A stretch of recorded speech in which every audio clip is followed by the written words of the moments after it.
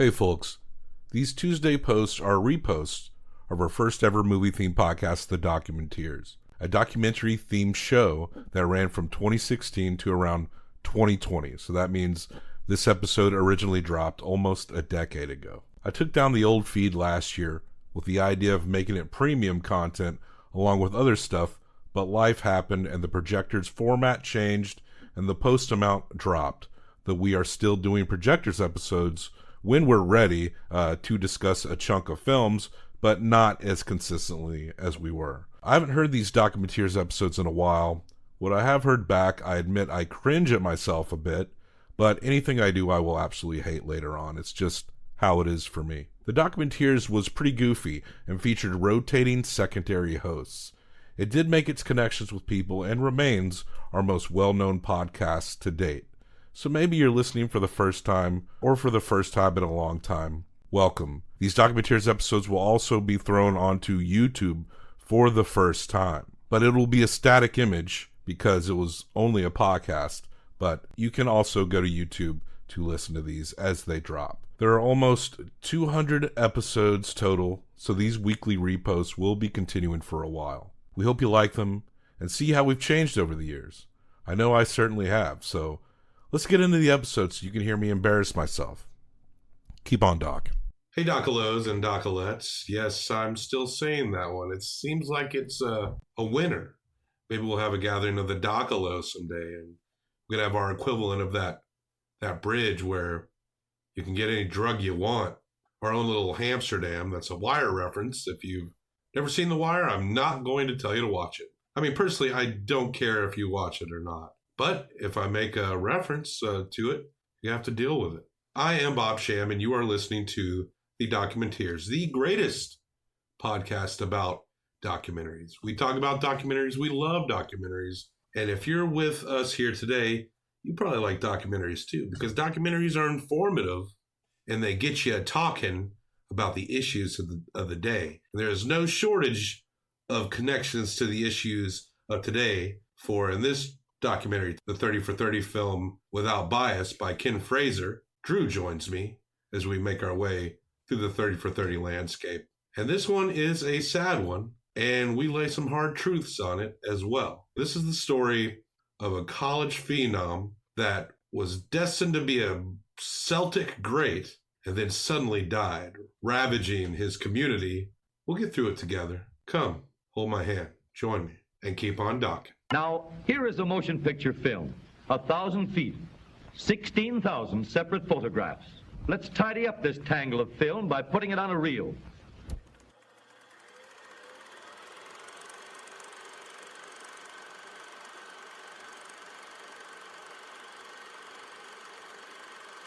A lot of people say, well, how do you do that? And I don't really think it's anything. It's nothing to me.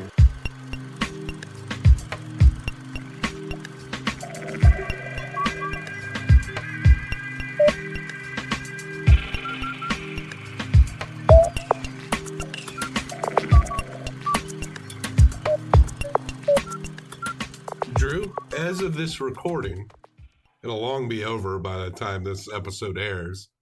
We're up in some March Madness. How's your bracket looking? Awful. Here's mine. I stopped putting X's on it at a certain point because it just didn't matter. And did you run out of teams to X? But yeah, you could pretty much exit down to here too. Although, is Villanova still in it? Yes. So you got one out of the final four, right? Well, I have them losing to Clemson, which we know by now is not going to happen. But what a shit show my bracket was this year. And just about everybody's, so you're not alone. Cool. So that was cool when those brackets were out like 2 months ago, right? Yeah. Boy, let's stop and remember March Madness brackets. In memoriam. Thanks a lot, Loyola Chicago.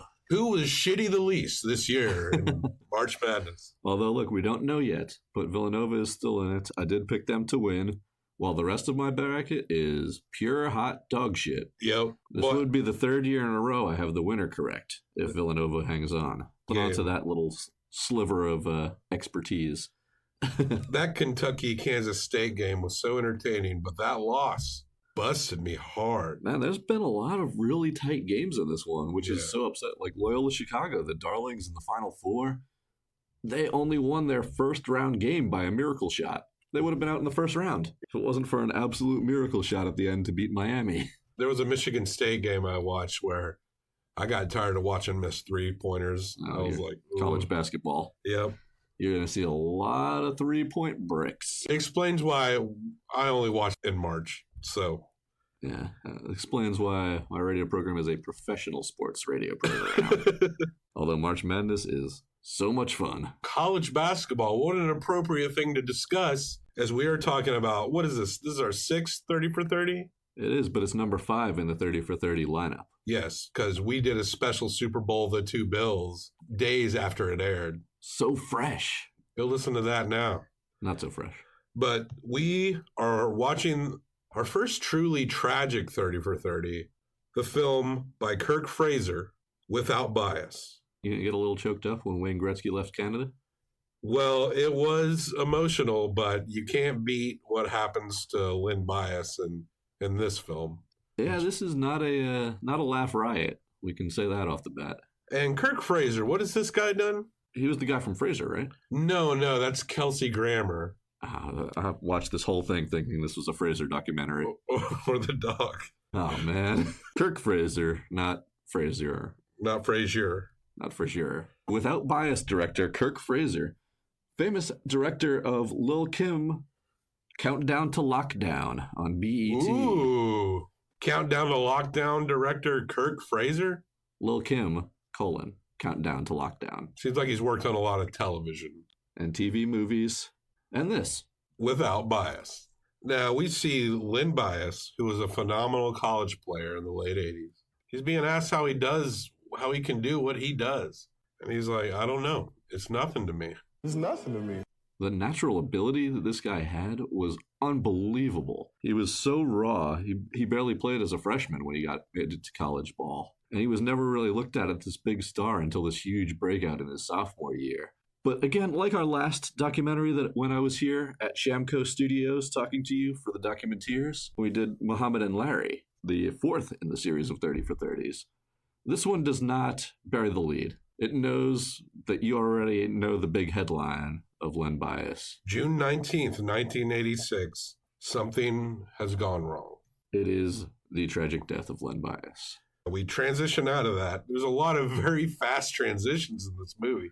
This movie is as fast-paced as Lynn Bias on the attack. Now, we get a couple of highlights real early in this movie. A video of Lynn Bias, and holy shit, does this guy have hops. His dunks are just effortless, high-flying, all legs and arms, throwing it down hard and running up the court again. We go to the University of Maryland. Go Terrapins! Herps! And, of course, Lynn Bias is a badass college basketball player. His sophomore year, he really takes off. So does the Maryland program. They're coached by George Costanza, it looks like. He's got a lot of screen time. The Terps, go Terps. They make the ACC championship. Bias breaks out, scoring and dunking this way and that, left way and right way, up and down. The hops he had just blew me away watching these videos early on in this documentary. He would just get up, this athletic ability. He mentions that he was almost embarrassed by his ability sometimes, it seemed like, because all this stuff came so naturally to him. They're even talking about how his jump shot was perfect in form. So a guy with this much ability, the inside-outside game was rare back then. We're talking the 80s still, where 6'8", which Len Bias was, is a big man. That's a guard in today's basketball. Yeah. But he was a big man with this huge leaping ability, rebounds, dunks, and an outside shot. Hell of a basketball player. We see a part where he makes a jumper, and as the other team's passing it back in, he runs back in, steals the ball, and scores again. When he broke out in that game in his sophomore year, they talked about how his overall demeanor changed. He suddenly had this level of confidence, and this instinct just kicked up, and he began working harder than ever before. After this point, he knew he was good, and everyone else had no problem telling him. Michael Wilbon especially is super effusive. He can't say enough amazing things about when he was watching Len Bias play as a younger journalist. Bias goes head-to-head against Jordan multiple times in college, and he's holding his own. As a sports fan, you recognize it right away that this is something special. This is a different level than most of these, even these other excellent basketball players. This is a level above that. The Celtics, they draft Bias. The Celtics have won the championship the previous year, and then through nice lottery ball bounces, the ping pong balls, they also get the number 2 overall pick in the entire draft. So after winning the championship, they get the 2nd overall pick in the draft. Apparently, they'd been in contact with Bias before. He's the guy they really wanted. They thought he was the best player in the draft, and they get him with the number 2 pick. Everyone seems happy about it. That's where Bias wanted to be. He's the very Celtics excited. really like him. Yeah, he's thrilled. They don't go into this at all in the entire documentary, but let's just talk about that 1986 draft for a second. The guy who went number 1 overall over Len Bias was Brad Daugherty, who had a pretty decent career with the Cleveland Cavs. Also in that draft, number 27 overall, Dennis Rodman. Whoa. It's the same draft as Dennis Rodman. One of the great rebounders in NBA. Arvydas Sabonis was in this draft. And at number 60 overall, Drazen Petrovic.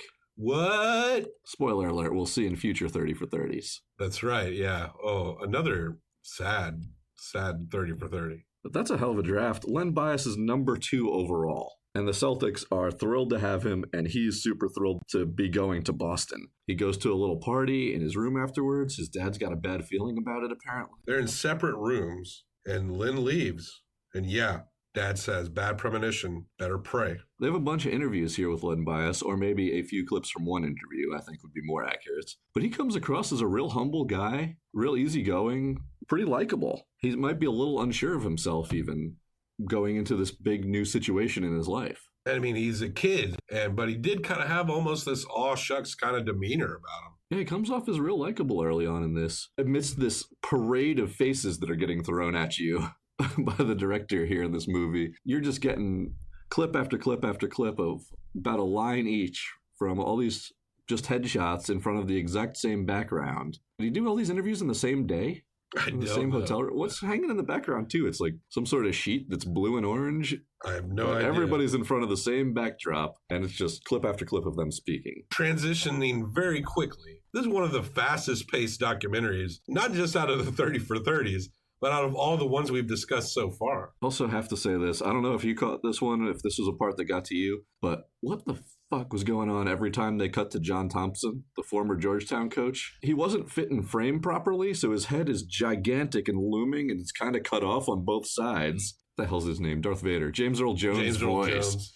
And he's just lit from underneath, so one side of his face is dark, and his whole head doesn't fit in the frame in the shot. So he's just looming out at you every time he talks. Yeah, and that's not terrifying. And it wasn't very consistent. Not everyone was like that. Angela pointed out that it seemed like a couple of the talking heads were at like a weird angle. John Thompson was at some sort of angle. I don't know if that was on purpose or not, but they made him some sort of looming monster right there. The director, Kirk Fraser, he should have did one talking head shot, just an up-close shot of James Brown's mouth or something, just talking. Zoom it all the way in. No, he wanted to. Just go fully psychedelic. Instead of just blue sheet hanging in the background. We meet a friend of Lynn's, Tribble. Was Tribble on the team? I didn't catch that. Yeah, I think he was one of his teammates. But Tribble, at least at Maryland with him. But there's trouble with Tribble, Drew.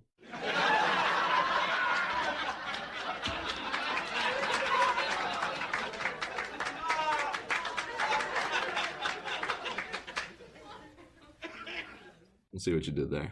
See, that's Star Trek. Yeah, look at that. We all know the Tribbles. And Lynn leaves with Tribble. They go to the liquor store, and the clerk is talking to him. You see an interview with the clerk to media at the time. And everyone knows who Len Bias is in this area. Everyone is super proud and super pumped for this guy who's could go on to be one of the greatest players of all time. Let's hit that timeline there. He just got drafted. He goes to a party in his hotel room. His dad's got a bad feeling about it.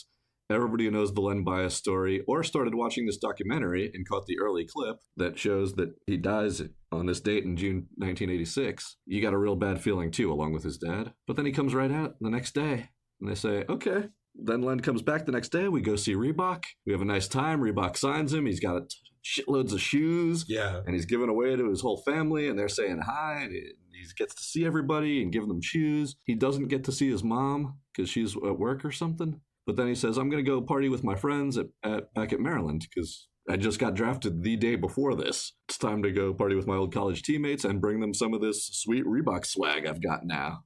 So then he meets up with his boy Tribble, goes to the liquor store the day after he got drafted number 2 overall. Tribble says that they're just chilling, talking. They're in, are they at a hotel? They're at the dorms back at Maryland. That's right. They're doing some coke. There are other people socializing with them while they're doing this. Other players, certain players that come in and out, they hide it. Because some people, not everyone involved is like down with this. Look, we've been out in the world a little bit. We've been doing stuff. We both went to college. You know, some people are cool. Some people might not be cool. It's very easy to picture this situation they're having. Even though it's the 80s, he just made it. Dream come true. Number 2 overall pick in the draft. His life changed. He just signed with Reebok that day. And he's going back to see all his old teammates.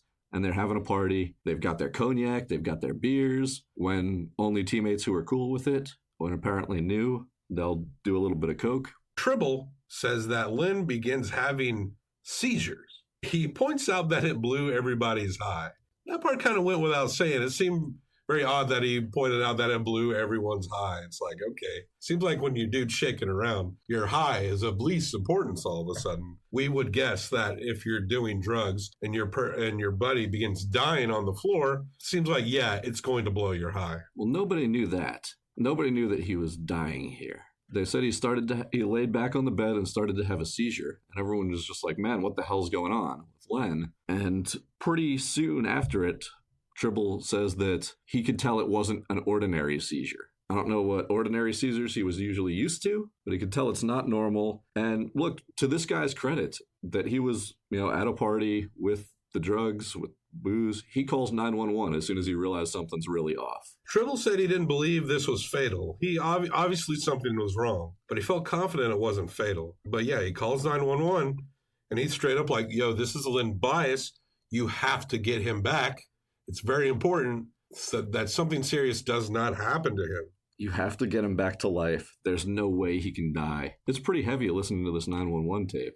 They go get a teammate. Teammate comes in. Paramedics show up, and they're having to tell the family, because Lynn's nickname to his family and close friends was Frosty. Yeah, that just gets thrown in there at this point. They start calling him Frosty, and they never mention where it came from. With nicknames, especially from a family, it could be based on something you randomly mispronounced when you were 5 years old. We could probably look it up and maybe it'll tell us. We did a little bit of research here. Apparently it was from his pastor, and it came from his cool demeanor. Frosty. But his whole family calls him Frosty for pretty much the rest of the documentary, which is interesting because as much as we've heard the Len Bias story, I never knew that part of it. The family is told that Frosty / Lynn had a seizure and he's at the hospital. One of the players talks to the family, but he's so manic that they give him the wrong hospital. So they actually go to the wrong hospital at first, but it's a lot of panic going on. So no one was trying to dick them over. But eventually they find the right hospital, and the mother says that he asked God to save her son's life. And she said, paraphrasing her words here, but she said that God said that it's done and there's no need to pray to me about this anymore. He's already gone. The nurse comes out and says, he's not dead. We're still trying to save him. And she basically tells the nurse, I know he's gone. He's on a respirator. They're having to breathe for him. Len Bias's mom is tough as goddamn nails. Yeah. This lady is amazing. She said she never cries because she already knew. And we're getting video footage right here. This is one of the more interesting parts of the documentary to me, is that there's not much video footage in this at all. It's pretty much just the interviews with, person after person after person in front of that blue sheet, and a whole lot of still photographs that they flash to. But they have video of all of his friends and his teammates and his family outside the hospital freaking out. I don't know who shot this video. I mean, it's kind of hard to watch. The whole community is falling out over this. And yeah, his mother is just having to be very stoic in the face of the death of her own son. She describes it as, you're so broken, you can't even imagine the sun is coming out. And yet she's comforting all of his friends and teammates, some of whom were at that party with him. She blew me away, like how tough his mom is, and his father as well. And they credit a lot of that to their faith as well, that she had this she talked to God and was trying to pray, and he told her, like, it's already done. You've got to move on, basically. And his dad just says, I don't know what it is and I don't have to like it, but there's a higher plan, and that gives me comfort. Len Bias's siblings, they saw he died on the news of a heart attack, and there's just grief everywhere. And that's fucked up when your siblings find out on the news. I'm sure the word of his passing moved so quickly that you can't even think of it really like the parents just didn't think about it. It's just a domino one after the other. You could imagine this was some of the fastest traveling news at the time. It's the number one story on all the news networks, on all the headlines. They say they can't go out on their street without somebody getting interviewed about him. And again, you look at this timeline. That party, the first night at the hotel room after the draft. Party again the second night with his old college friends. That's when the seizure happens. After that night, the next morning is when he's pronounced dead. That's 2 days after he was just drafted number 2 overall and made it. Dream come true. His life absolutely changed. 2 days later, he's dead, and everybody in this entire community has a microphone shoved in their face. There's one kid at his college who was one of the weirder interviews to me, because again, everybody on his college is just saying now, it hitting us that we're not invincible, because this guy who was kind of the best of us, this amazing athlete, if a heart attack can hit him at this age, he's 22, 23 years old right now. But then there's this one kid, I'm not sure if he had a mullet. He might have had a mullet. It was that time. And he just goes, that's the way life is. I love it when kids say, like, because it's not based on experience. They just heard someone say that. Man, all right, dude. It was a big event in the D.C. area. This was massive. And for a lot of locals around that time, it was almost like there was a before Len Bias death period and an after Len Bias death period. And flowers were sent from people like Jordan and Bird, cards from the president at the time. The Reagans. People came to speak at his memorial. Auerbach, the Celtics coach at the time, and Jesse Jackson. Red Auerbach really wanted him on the team. He was really excited to have him as a Celtic. And again, we're getting, later on, but he sounds like they treated the family very well in this unbelievably tragic circumstance. They considered him part of the Celtics family already at that point, is kind of how the press releases and the talking points went. And there was no blame being thrown around, really, until the report came back that it was cocaine-induced. It wasn't a heart attack. It was a cocaine overdose. Now, we get a little context to the environment of illegal drugs, specifically cocaine. Dude, this is a hard left turn in this movie. It just immediately cuts from the funeral and all these sad people, and then it goes into funky Coketown, D.C. Explaining the backdrop of what Lynn was going through, especially when you're as high profile as Lynn can be. Tribble was talking about how D.C. was loaded with drugs in the mid-'80s. Funky Coketown. Everybody's strutting around. It was everywhere. And for a lot of people, they did not think of it as that bad. Lynn's girlfriend, who he had at the time of his death, I believe, she said she saw him with it once, but that was it. And I got to say, she looked good. And she still looked good. She's like a foxy older woman, but she was still lovely. But she said that... Hey, a man just died here. Yeah. Oh, sorry. I'm moving in, man. We may need to get Larry Holmes singing a song about himself to kind of maybe break some of this ice, Oh, listen, people, I'm Larry Holmes. Let me tell you how I have grown. Well, we got the funky music when they're seeing everybody having a good time in Coketown. And then they cut to an interview with Marion Barry. Because if you're talking about Coke in D.C. Infamous D.C. mayor, famous for smoking crack while in office. Also, maybe it's not a good time to be a mayor with the last name Barry. Oh, yeah. Well, yeah, we're here in Nashville, where our mayor just resigned over paying money to her mister or mistress or whatever. Hey, there's politics here, too. Boy, this city, it's growing, isn't it? Maybe one day Nashville will be a funky Coketown. But his girlfriend said that he was very naive about the environment around him. Now, you imagine that naivete, natural in a young person. Suddenly, he's this guy that no one's ever going to say no to, and everyone wants to influence him in some way or another. Everyone wants to be Len Bias's friend. So that youthful naivete, people are not really that quick on how effective and addictive Coke is at this point. no one's really talking about it that much. It's pointed out that his exact death was cocaine intoxication. They say that the dose he took was 98% pure. And there's been a question about how the hell did he get his hands on this stuff?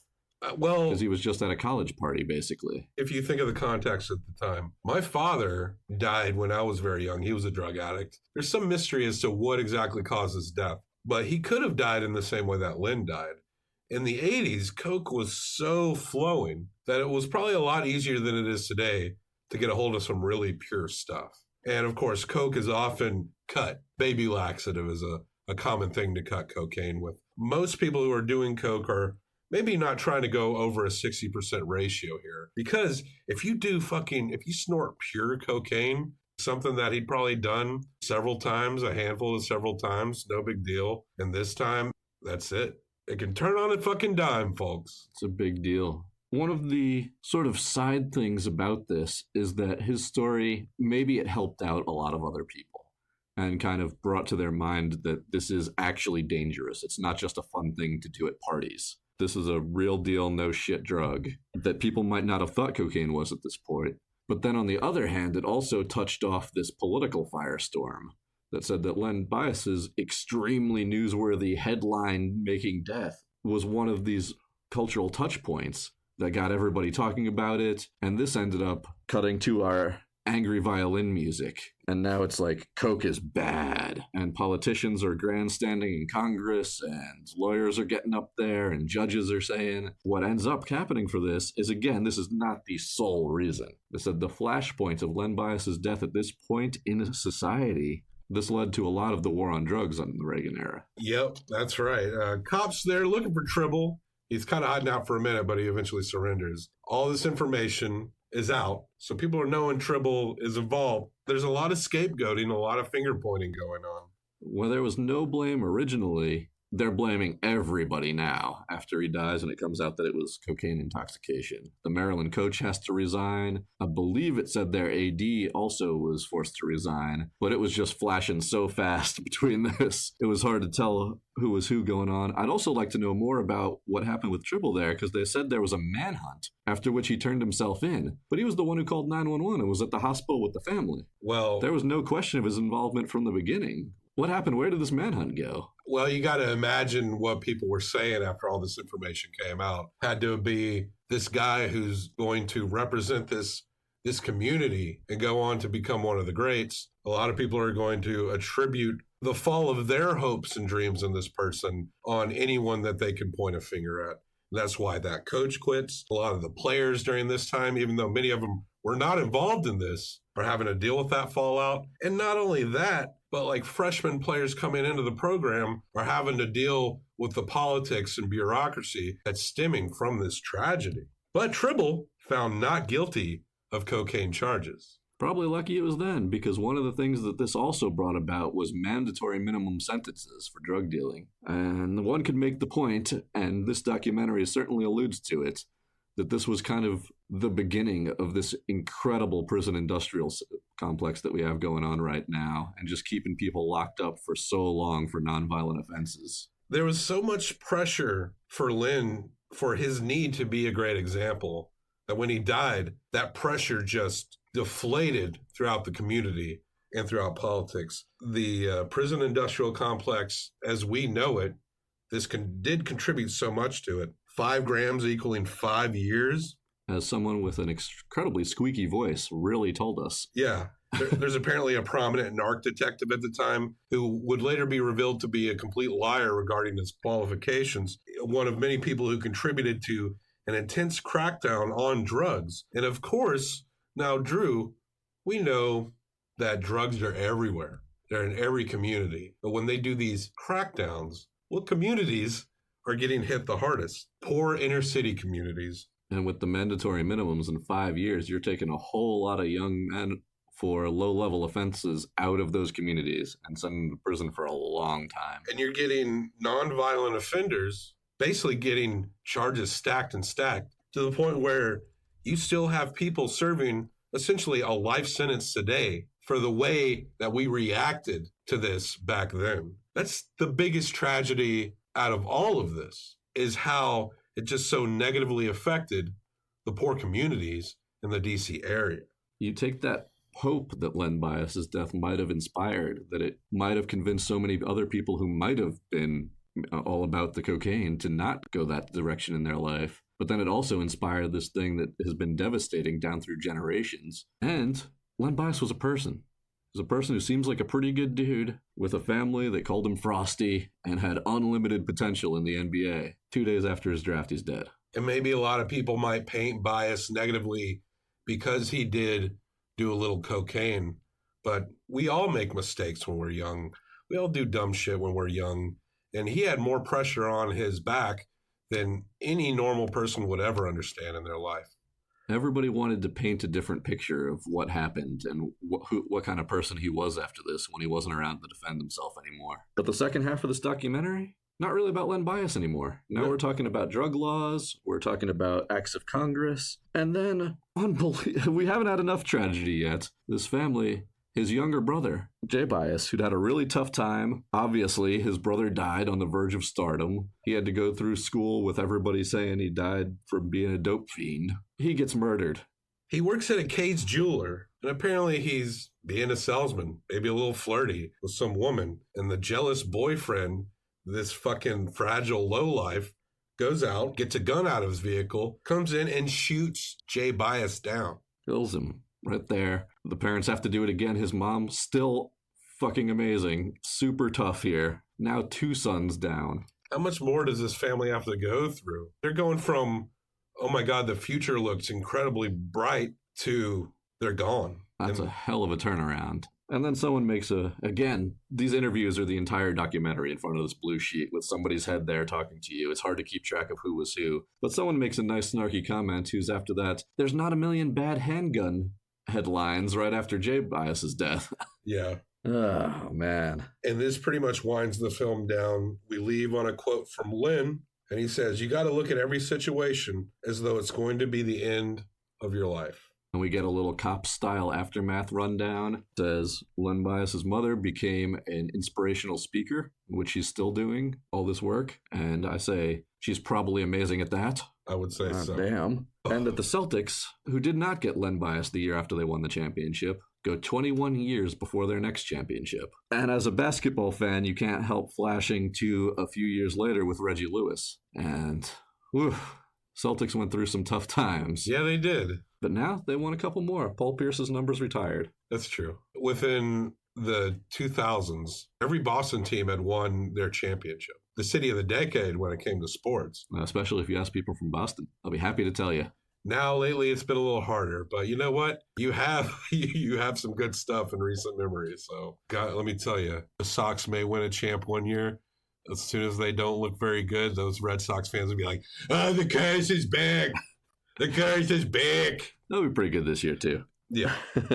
Now, Drew, we don't rate in stars. It's an archaic system. The star rating system, stars can eat garbage for all I care. I wish I could black them out of the sky. Just take a magic marker and draw over them. This sick, sad fucking world illuminated by stars. Get out there with your magic marker. Godspeed, Documenteer. But we do rate things in Herzogs. I'll give 1 through 5 Herzogs. You'll give 1 through 5 Herzogs. Combine them, best out of 10 Herzogs.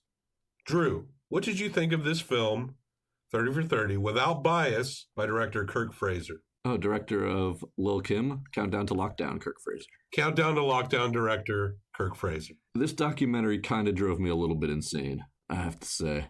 The entire thing is fast-moving clips of interviews of different people's heads in front of the exact same background, occasionally interspersed with still photographs. They show the same one about 12 times. It's Len Bias looking fucking cool in front of a laundromat or something. Him and Tribble just posing, hanging out, looking like some cool dudes in front of this building in a strip mall, maybe. I read laundromat. It looked cool in front of the laundromat. We saw this photo enough times. Yeah, they did. And then it's just interview after interview in front of that orange and blue sheet or whatever the hell it was. There were only a couple video clips again. The beginning had rad dunks. It was rad dunk after rad dunk. Show us more rad dunks, Kirk Fraser. That'd be great. Len Bias was an amazing basketball player. Watching his athleticism and his game and having people come in and talk about how his jump shot had perfect form and then getting to see it in clips That ruled. I would watch that all day. The rest of it, interview after interview in front of the exact same backdrop and some still photos every now and then, that's barely a documentary, man. And there was not much there. It was good to hear from the first-hand people involved in the Len Bias story. Meeting his family was pretty intense, and the people who were actually in the room when he had the seizure that eventually killed him. That was something. Again, the Len Bias story is a tragic American story, no doubt. And it was interesting that he tried to pull in these greater social things that came from it. It was corny as hell the way it was done with the music. The funky Coke music for a little while, and then the angry fiddle music when they started having the headline after headline and blaming everybody. It was super corny. Kind of ridiculous to see what a hard turn that was from the rest of the tone of this documentary. Like someone who does Foley or sound for the ID channel. Yeah. And dude, get John Thompson's head in the frame right. It made me laugh every time, so maybe that was one of the better parts of the documentary. But you're a professional filmmaker. You can fit his head in the frame, right? If you really wanted to. Not sure why that kept happening over and over again. The only videos were rad dunks and people freaking out because their friend just died. That's a hell of a dichotomy right there. Yeah. Overall, I'm going to have to give this documentary 1.5 hertz. Whoa, that's a lowbie. A real lowbie. There was not much there besides culling from one little interview with Len at the beginning. That's what I like to see. And some of the highlights, and then hearing his family talk. But there were so many people talking through here. It was hard to tell who was who, and they all had the same damn backdrop that I was sick of seeing after 2 minutes. Well, I definitely hear what you're saying. I gotta say, that music was weird. It kind of pulled me out of it. There, you had the very melodramatic violin thing going on. There was also like these weird music choices in the background that almost sounded like music you'd hear in the background of a Japanese RPG. And they really stuck out to me. Like I did notice it. I was like, I feel so odd. You know, in a movie like Small Potatoes, there was some corny little music going on. But that film also kind of played up the goofy nature of what it was talking about. It was, in a way, almost revering itself, but maybe giggling at itself a little bit too. Yeah, match the tone. That tonalness did not really kind of link in as well with the music here. And there was a lot of talking heads that seemed to be not very consistent. We pointed out some weird angles on a few heads. And the same background for all of them.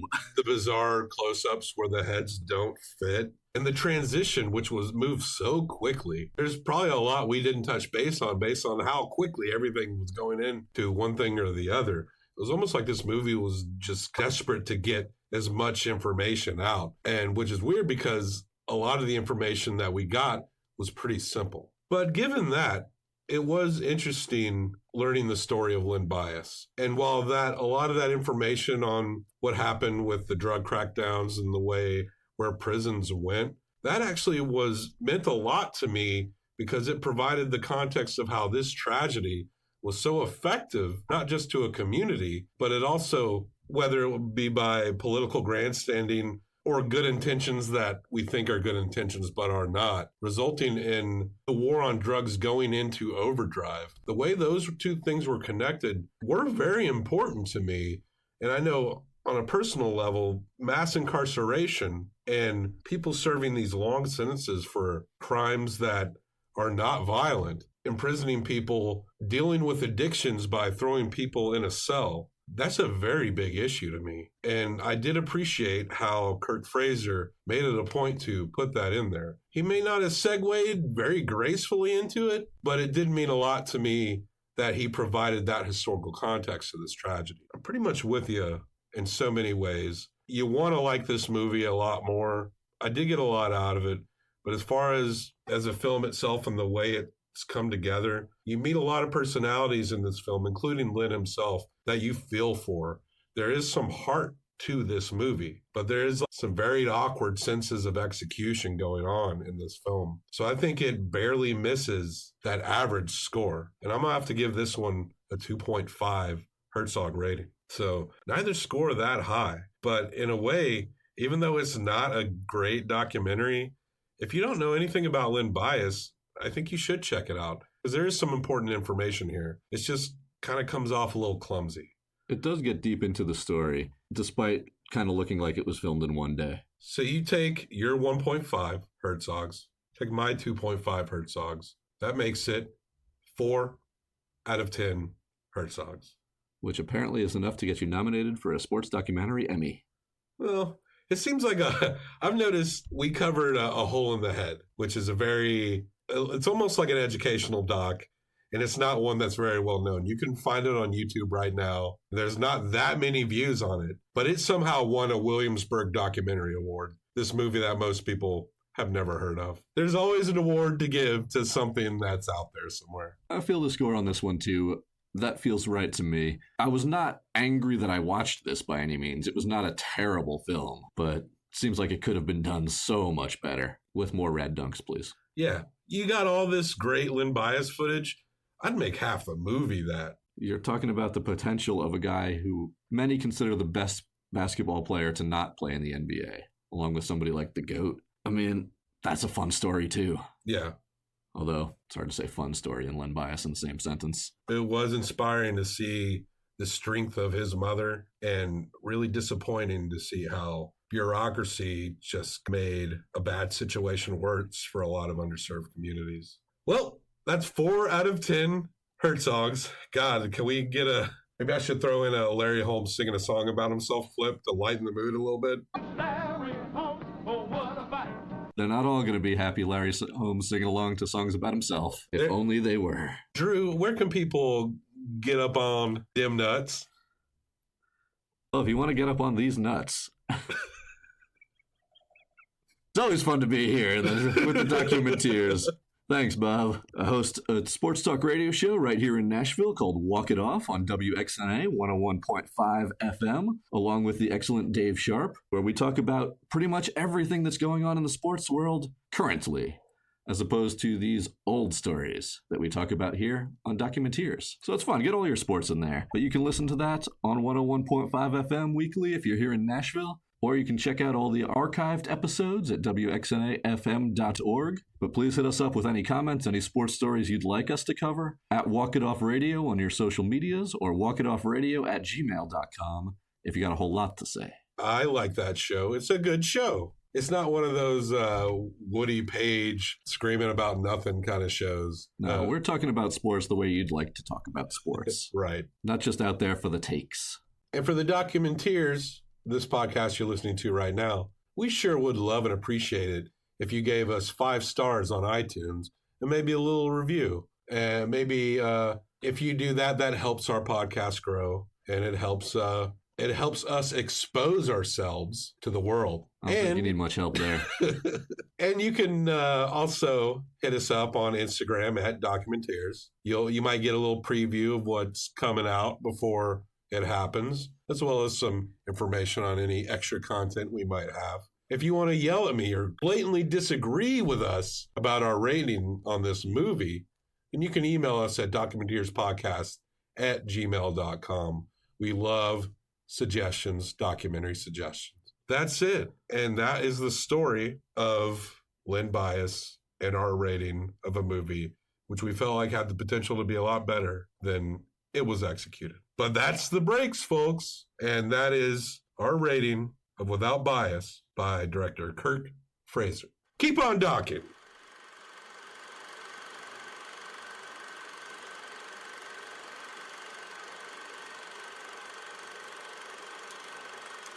He said in an interview that he could go full court in 6 steps, and 1 step from the free throw line. Jesus. That was a totally different interview. What? That was the Giannis Antetokounmpo interview after Stormy Daniels. Wait, against? Because I watched that too. The Stormy Daniels. It was after it on 60 Minutes. They did one on Giannis.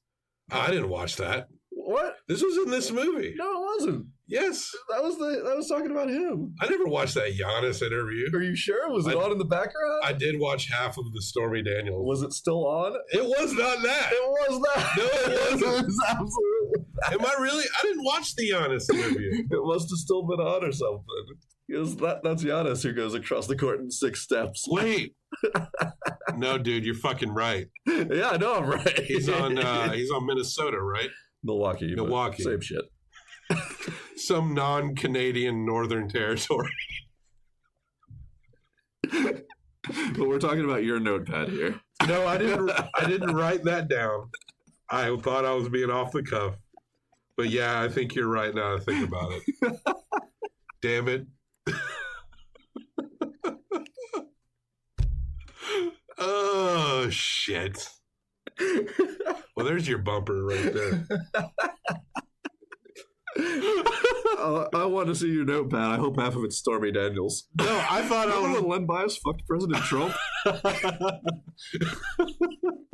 Which is really disturbing. I'm sorry.